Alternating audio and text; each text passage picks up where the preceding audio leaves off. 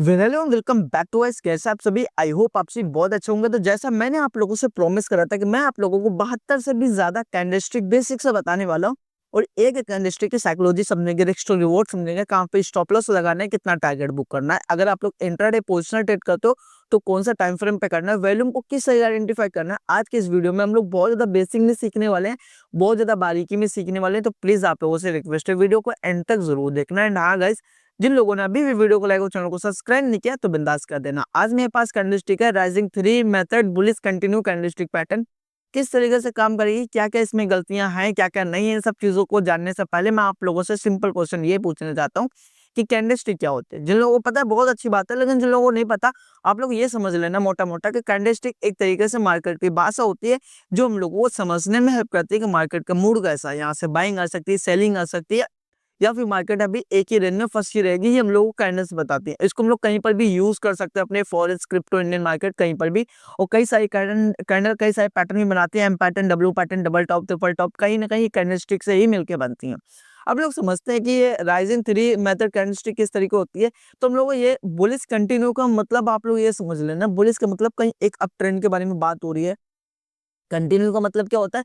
Continue का मतलब ये होता है कि इस ट्रेंड को और वो कंटिन्यू रखेगा। ठीक है, आप लोग इतना समझ लेना। तो इसमें क्या क्या चीजें हैं, इसमें हम लोग को ये चीजें देखने के लिए मिलती है। ओपनिंग प्राइस इसका यहाँ पे होता है, क्लोजिंग प्राइस यहाँ पे होता है, हाई का यहाँ पे होता है, एंड लो इसका यहाँ पे होता है। ठीक है, सॉरी यहाँ पे होता है। मैंने आप लोगों को ये पहले वाले वीडियोस में बताया था कि लो इसका कहाँ पे होता है, ओपनिंग प्राइस क्या होता है। ठीक है, और रेड कैंडल का ओपनिंग प्राइस यहाँ पे होता है, क्लोजिंग प्राइस यहाँ पे होता है, हाई इसका यहाँ पे होता है, एंड लो इसका यहाँ पे होता है। रेड कैंडल ग्रीन कैंडल का जस्ट अपोजिट होती है।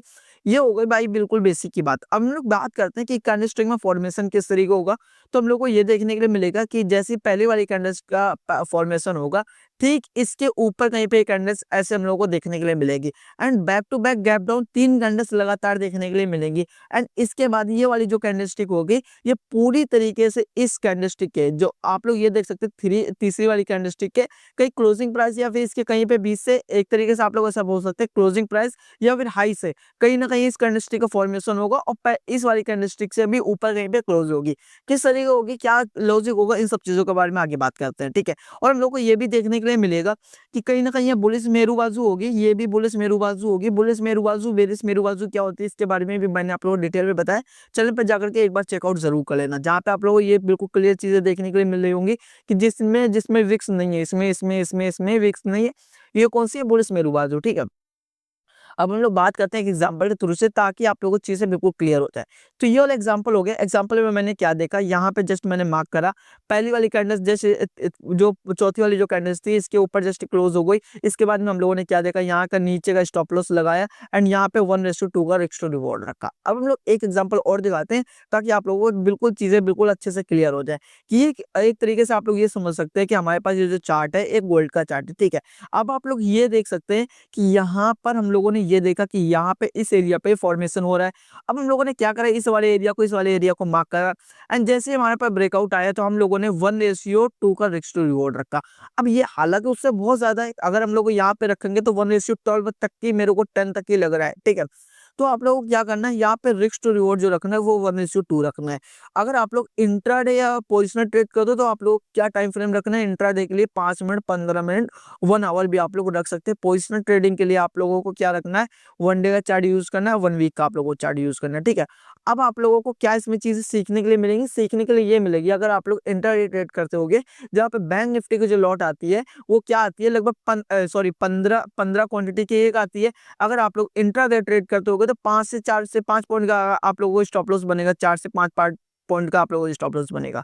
जहाँ पे 70 से 75 पॉइंट का आप लोगों को स्टॉप लॉस बनेगा, अप्रॉक्स 100 मान लो। ठीक है, तो 100 अगर बनेगा तो आप लोग 3 ट्रेड भी बैक टू बैक अगर आप लोग लॉस कहते हो तो आप लोग क्या होगा, आप लोगों को ये होगा कि भाई अगर आप लोग 10,000 का कैपिटल है, 3% आप लोग पूरा लूज करते हो तो कहीं ना कहीं आप लोग पूरे महीने ट्रेड कर सकते होगे।